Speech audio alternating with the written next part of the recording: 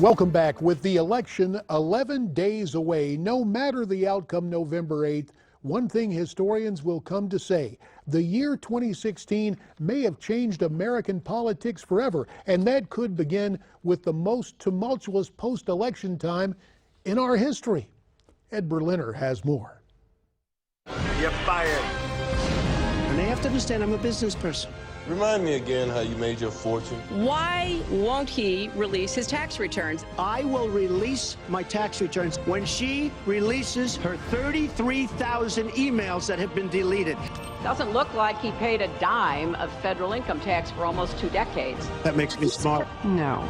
As we inch ever closer to the day that will change the course of this country, the conversation is rising about the possibility of a civil war in America, no matter whether Donald Trump or Hillary Clinton gets the keys to the executive washroom. And if something like this occurs, it won't be the Hollywood version. It's average Americans who have indeed reached a breaking point.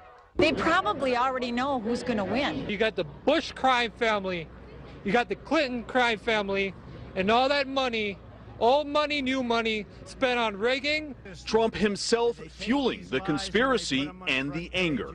This is a rigged system, folks. Oh, they'll kill him if he gets elected. That's how bad they are. They're the most evilest people I ever seen, lying to lie. Who would kill him? Well, the Democrats, the ones that's trying to cause riots and everything, it's obvious. The tree of liberty are watered by what? The blood of who? The tyrants, to be sure, but who else? The patriots.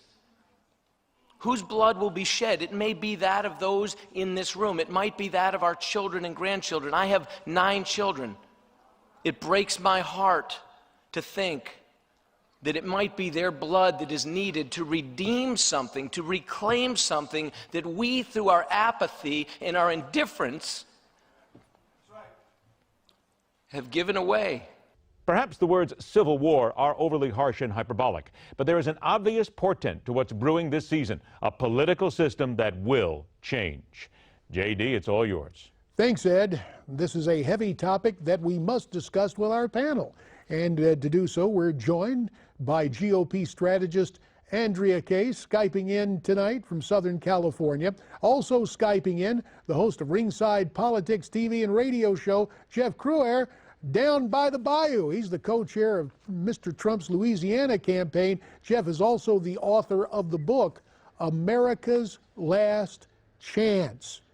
And this Friday, it used to be you'd say TGIF, it'd be TGIFBI,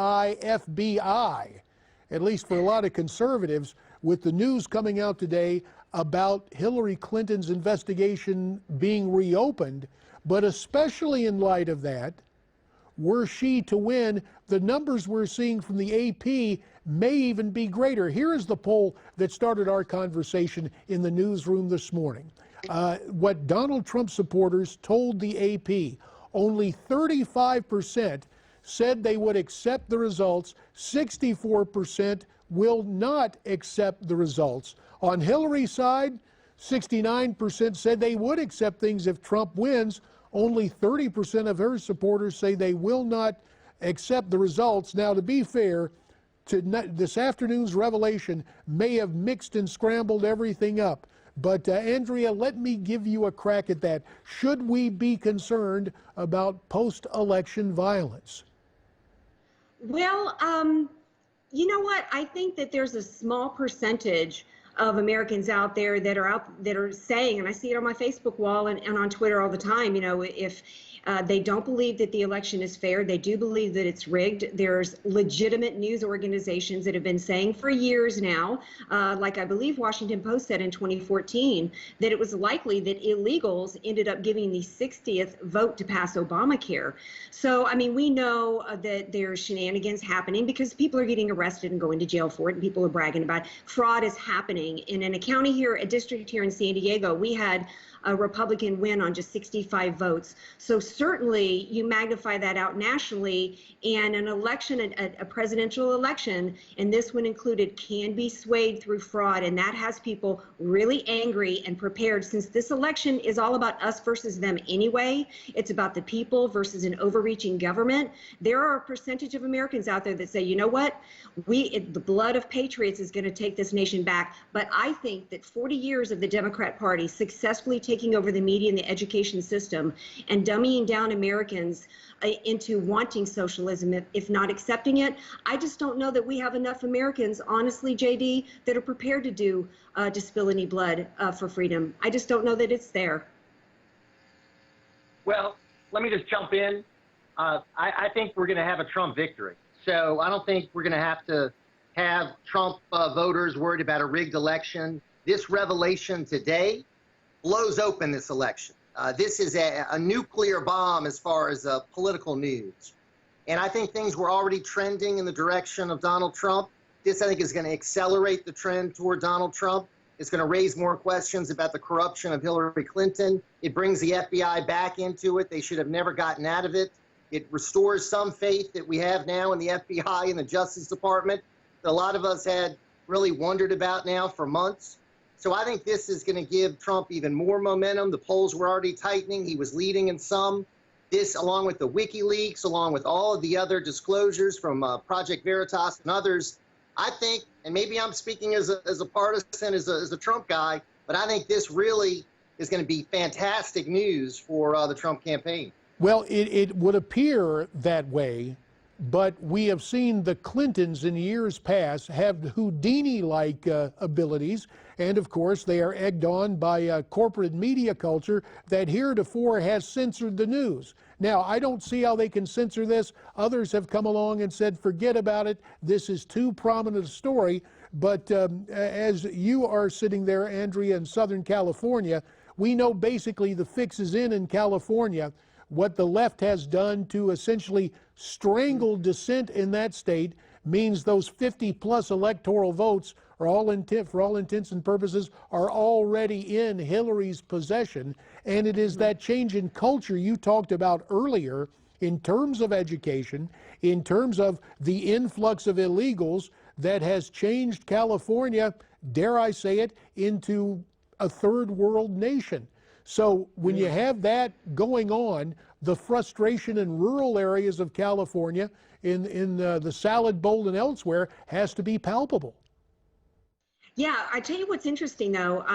While I think you and I and those of us who've been paying attention and understand what's gone on here, we do think that that she can pretty much count on the 50 electoral votes here. She's still running ads against Donald Trump. So Hillary Clinton is not necessarily taking the state for granted.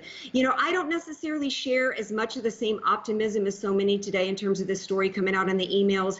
And I'll tell you why. It's because it kind of, since Comey already had enough information and enough investigation and enough proof to indict Hillary, and he didn't before, you know, it kind of stinks a little bit of maybe some manipulative political theater going on here. Why didn't he tell us? If what's in these emails are so important that he could indict, then indict. You know, I mean, why are Americans being left today tortured to try to anticipate what's going on here? If he wanted to indict her, he could, because the proof is already there, and he's not. And so, you know, and what it did do successfully was distract people from the latest revelations that have coming out from WikiLeaks. And I wouldn't be surprised if Mr. Comey didn't come out a few days from now next week after she's ridden out the latest revelations of WikiLeaks that nobody was talking about, and hold that, you know, oh, well, you know, we investigated and we didn't find anything. And now she's had a few days to get over the WikiLeaks revelation. Now, we should point out for the record that Andrea went to school at LSU, and of course, Jeff, there you are in Louisiana, and politics always sharp elbows behind a kind of magnolia charm down in Louisiana. But do you buy the reasoning that Andrea has here, Jeff? About 45 seconds left. Well, I respect Andrea's opinion, but let me say this. I think this is a bombshell. I think Director Comey made the right decision. Seems like to me this whole thing is brought up now by Anthony Weiner and his sexting. Remember Anthony Weiner, the estranged husband of Uma Abedin, again reminding us of the type of people that Hillary Clinton surrounds herself with. Perverts, deviants, people that are criminals. Her husband has got his history. Anthony Weiner, Uma Abedin. So it raises questions about remember Bernie Sanders said she has bad judgment, and she's got bad judgment in who she associates with. But she has had powerful friends and a corporate media culture heretofore essentially acting as a censor, not covering the information. We appreciate the crowd we hang around with. Andrea, Jeff, thanks very much. We'll do it again, I hope, before the election here. Still to come, more on this FBI investigation with our Newsmax Roundtable next, as Newsmax Prime continues.